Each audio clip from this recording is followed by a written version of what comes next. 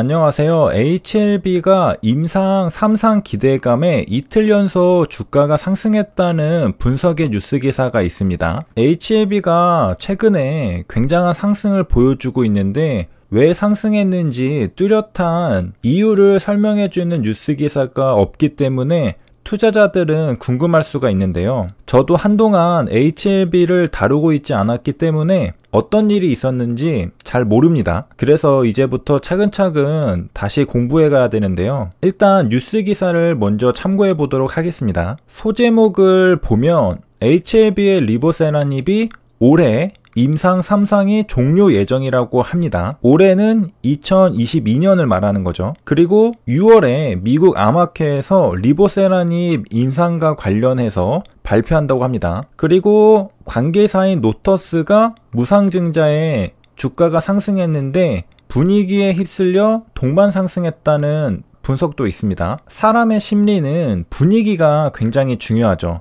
최근에 HLB는 좋은 소식들이 계속해서 나오고 있었는데 그런 좋은 분위기 속에 일단 스타트를 끄는 건 노터스였습니다. 좋은 뉴스 기사가 많이 나오고 있는 상태에서 게다가 HLB는 1분기 흑자 전환했죠. 노터스도 상승하고 흑자 전환도 하고 NDA도 예정되어 있고 임상 3상도 종료 예정이고 임상 결과도 발표할 예정이고 등등 앞으로 발생할 호재들, 좋은 소식들이 산재해 있는 가운데 이렇게 말하고 보니까 안 오르는 게 좀 이상하긴 하네요. 좋은 소식이 한두 개가 아니라 굉장히 여러 개가 있으니까 그 중에 하나를 재료로 특정한 뉴스 기사가 없을 뿐이지 오를 만한 이유는 굉장히 많이 있습니다. 단지 왜 올랐는지에 대한 명확한 이유를 설명해주는 뉴스 기사가 없었기 때문에 도대체 뭐 때문에 오른지 특정하기가 힘들 뿐인 거죠. 일단 확실한 건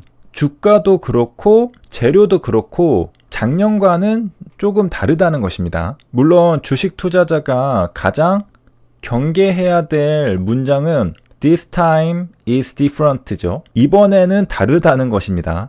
주식 투자자는 매번 자기 자신에게 최면을 걸고 희망을 갖고 싶어 하죠. 그러니까 또 주식 투자를 하는 것도 맞죠. 뉴스 기사를 보겠습니다. 뉴스 기사를 보면 아스코에서 임상 데이터를 발표할 것으로 전망되자 시장의 이목이 쏠리고 있다고 합니다. 이번 아스코에서 임상 결과가 발표되는데 그 결과가 어떨지 기대가 된다는 것이죠. HLB 관계자가 말했네요. 6월에 권위 있는 아스코라는 암학회에서 임상 3상과 관련한 자료를 발표할 예정이다라고 말했습니다. 그렇다면 조만간 우리가 임상시험 논문을 마주하게 된다는 건데 임상시험 논문을 볼 때 P밸류를 유심히 보셔야 합니다. P밸류란 귀무가설이 참이라는 가정 아래 얻은 통계량이 귀무가설을 얼마나 지지하는지를 나타내는 확률입니다. 다시 말하면 귀무가설을 얼마나 지지하는지를 나타내는 확률이죠. 연구자가 기각하고 싶은 가설은 귀무가설이죠. 그런데 귀무가설을 지지하는 확률이 P밸류입니다. 그러니까 P밸류는 높은 게 좋을까요? 낮은 게 좋을까요? P밸류는 낮을수록 좋은 겁니다. 왜냐? 연구자가 기각하고 싶어 하는 바로 그 귀무가설을 얼마나 지지하는지를 나타내는 확률이기 때문이죠. 귀무가설을 지지하는 확률이 높아질수록 연구자는 해당 귀무가설을 기각하기가 어렵겠죠. 그렇기 때문에 연구자가 원하는 결과를 얻기 위해서는 P밸류 값이 낮아야 합니다. 즉 귀무가설을 지지하는 확률이 낮아야 한다는 거죠. 그래야 귀무가설을 기각하고 대립가설을 채택할 수 있습니다. 보통 0.05, 5%를 기준으로 하는데요. P밸류가 5%보다 낮을 때, 즉 0.05보다 낮을 때 귀무가설을 기각하고 대립가설을 채택하게 됩니다. 그러니까 투자자 입장에서는 다른 거 볼 필요 없이 P밸류 값이 0.05보다 낮은지만 확인하면 됩니다. 간단하죠? 우리가 P밸류라고 하니까 어떤 값이라고 생각하기 쉬운데 그렇게 생각하면 잘 이해가 안 되죠. 앞에 P, P는 probability를 의미하거든요. 이 P에 집중해서 이해하면 조금 더 이해하기 쉽습니다. 확률을 말한다는 거죠. 확률인 겁니다. 여기까지 HLB가 왜 상승했는지를 분석한 뉴스 기사를 살펴봤고요. HLB 주가를 한번 보겠습니다.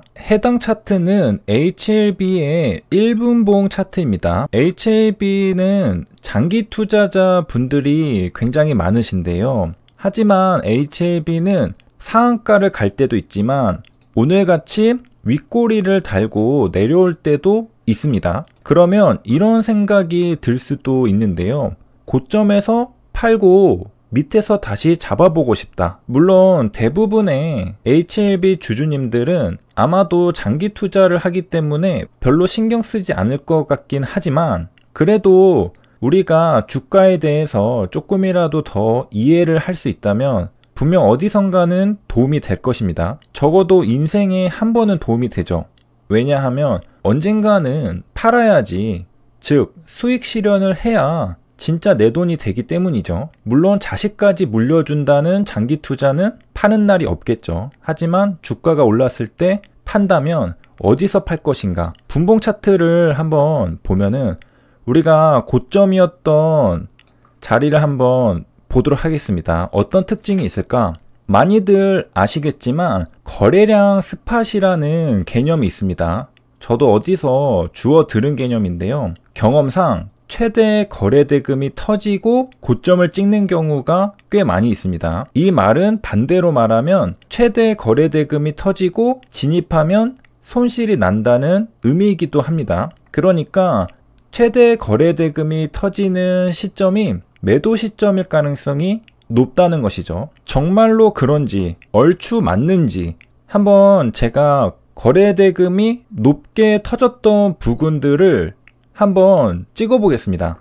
요 자리고 요 자리죠. 그리고 요 자리, 요 자리, 요 자리. 자, 이렇게 볼 수 있는데 일단 거래 대금부터 보면 여기 터졌고 여기 터졌고 여기 터졌고 여기 터졌고 여기 앞에보다 터졌다는 거죠. 그리고 여기도 터졌죠. 이때의 주가들을 한번 보면은 거의 고점이라는 걸 알 수 있습니다. 고점 부근이죠.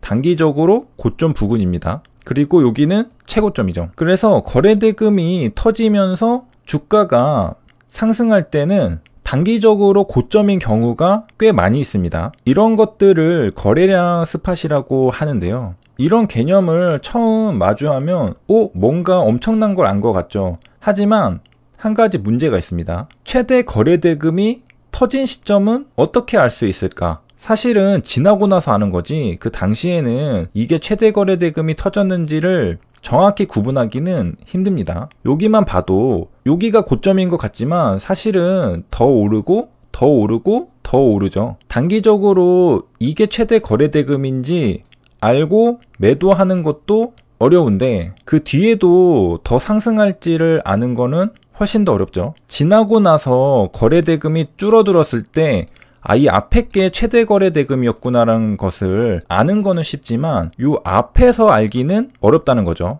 그리고 요 앞에서 아는 게 바로 실력이라고 할 수 있겠습니다. 지나고 나면 다 뻔하죠. 이 앞에서 아는 게 실력이죠. 그런 것들은 경험이 많이 쌓여야 하겠고요. 그러니까 거래량 스팟이라는 개념에서 우리가 알 수 있는 사실은 세 가지가 있는데요. 첫째는 최대 거래 대금이 터진 거래량 스팟 지점들에서는 단기적으로 고점을 찍는다. 그거는 우리가 알 수 있죠. 그 다음 두 번째, 세 번째가 사실 중요한데 최대 거래 대금이 터진다는 것은 지나고 나서 알 수 있다는 사실입니다. 그리고 지나기 전에 그 순간에 그 당시에 여기가 거래량 스팟이라는 것을 실시간으로 인지하고 파악하는 것이 실력이라는 것이고요. 그 다음 마지막 세 번째는 무엇을 알 수 있느냐? 거래량 스팟이 터졌다 하더라도 여기는 그래도 그나마 눈치를 챌 수는 있습니다. 확연하게 차이가 좀 나기 때문에 여기가 거래량 스팟이겠구나 생각할 수 있죠. 하지만 이후에도 더 상승할 수 있다는 것, 이것도 실력의 영역이죠. 분명히 단기적으로 거래량 스팟이 뜨면서 단기적인 고점이지만 이후에 더 갈지 안 갈지를 판단하는 것도 실력이라는 겁니다. 그래서 세 가지를 알 수 있는데, 첫 번째, 일단은 거래량 스팟이 뜨면은 단기적으로 고점이다. 하지만 두 번째, 세 번째가 문제죠. 두 번째는 이게 거래량 스팟인지는 지나야 알 수 있다. 그 순간에 실시간으로 아는 것이 실력이고, 세 번째는 단기적으로 거래량 스팟이 뜨고 단기적인 고점을 찍었다 하더라도 이후에 추가로 더 상승할 수 있다. 이것을 아는 것도 실력의 영역이죠. 지나고 나서 보면 모든 게 명확하죠.